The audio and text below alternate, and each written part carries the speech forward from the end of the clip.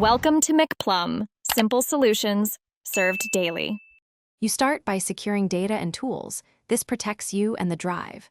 Once backups are finished, power off the laptop, unplug it, and remove the battery if the model allows. Make sure you wear an anti-static strap or ground yourself. This prevents damage to sensitive components.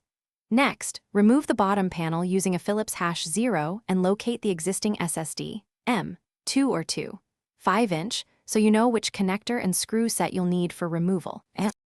You now remove the old drive carefully, unscrew the retaining screw and slide the M2 out at a shallow angle so the connector releases cleanly. For a 2, 5-inch SATA SSD, detach the cable and lift the drive from its bracket.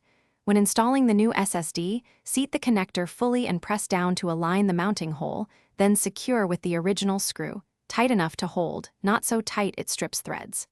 Once seated, double-check connections and replace the panel.